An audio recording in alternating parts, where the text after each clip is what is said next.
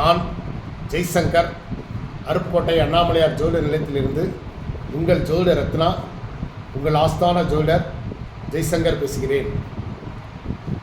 இன்னைக்கு நம்ம என்ன பார்க்குறோம் அப்படின்னா, நாம் இந்த பிறவியில் கடவுளிடம் வாங்கி வந்தது என்ன? வரமா சாபமா? இந்த பிறவி நமக்கு வரமா சாபமா? இதை நம்ம பார்க்க போகிறோம்.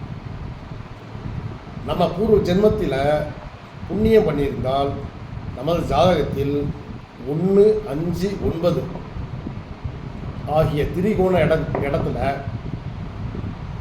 நமக்கு நல்ல கிரகங்கள் அமர்ந்திருக்கும். அதை பார்த்தாலே தெரிஞ்சுக்கலாம்.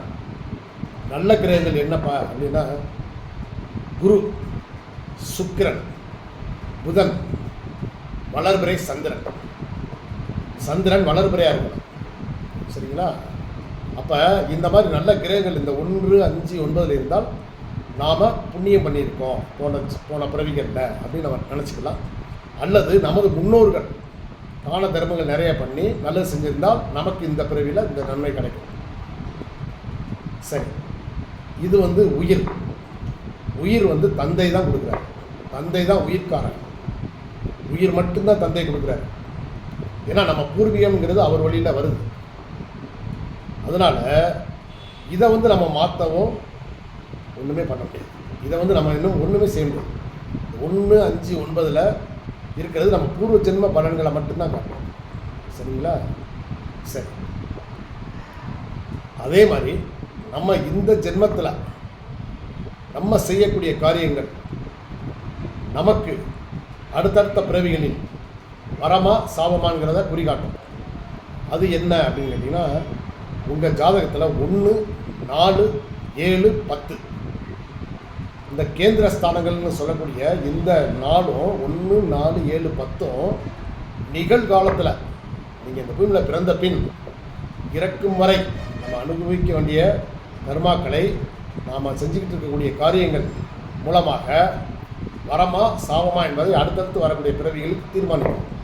அது மட்டும் இல்லைப்பா, உங்களுடைய பேரன், பேத்திகள், குழந்தைகள் எல்லாரையும் நீங்கள் செய்யக்கூடிய இந்த கர்ம வினைகள் பாதிக்கும். அதனால் இந்த 1 லக்கண பாவம் இது உடல் ஸ்தானம், பொருள் ஸ்தானம். இது யார் கொடுக்குறாங்க அப்படின்னு கேட்டிங்கன்னா, உங்களுக்கு உடல் கொடுத்தது தாய். அப்போ 1 நீங்கள், 2 தாய், 7 தாய்க்கு பின் தாரம், 10 தொழில். இந்த 4 குறிக்குது.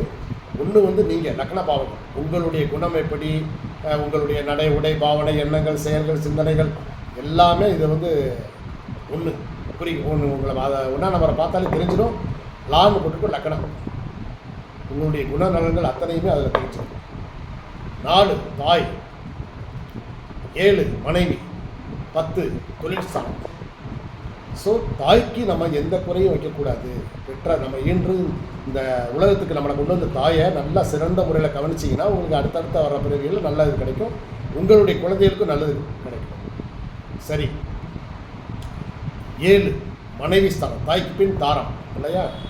ஸோ தாயை போல் நம்ம தாய் மேலே எவ்வளோ அன்பு வச்சுருக்கோமோ அதே அளவுக்கு அன்பை குறையாமல் நம்ம மனைவி மேலேயும் வச்சுக்கணும். கோபதாபம் வரும், பிரச்சனையெல்லாம் வரதான் செய்யும், இல்லைன்னா சொல்ல, யாருக்கு தான் பிரச்சனை இல்லாமல் இருக்குது. ஆனாலும் மனைவி மேலே இருக்கக்கூடிய அன்பு என்றைக்குமே உங்களுக்கு குறையக்கூடாது. மனைவிக்கு செய்ய வேண்டிய கடமைகளை நீங்கள் சரியாக செஞ்சீங்கன்னா அது உங்களுடைய சந்ததிகளுக்கு மிகப்பெரிய ஒரு யோகமாக அமையும். உங்களுடைய மறுபிறவி இருந்தால் அதுலேயும் நீங்கள் யோக ஜாதகராக வருவீங்க. அதே மாதிரி 10 தொழில் நீங்கள் சட்டப்பூர்வமாக நேர்மையான வழியில் இந்த தொழிலை செஞ்சீங்கன்னா உங்களுக்கு எந்த விதமான கெடுதலும் உங்களுடைய வாரிசுகளுக்கு வராது, உங்களுடைய அடுத்தடுத்த பிறவிகளுக்கு வராது. அதே இது நம்ம இல்லீகல் தொழில், ஒருத்தரை ஏமாத்துறது, ஒருத்தரை நம்ப வச்சு கழுத்த இருக்கிறது, இந்த மாதிரி சிலருக்கு இது விளையாட்டாகவே தெரியும். ஆனால் அது கொஞ்ச நாள் தான். அது பின்னாடி உங்களுக்கு ஒரு வயசானதுக்கப்புறம் இந்த பிறவிலே உங்களுக்கு பாதிக்க ஆரம்பிக்கும்.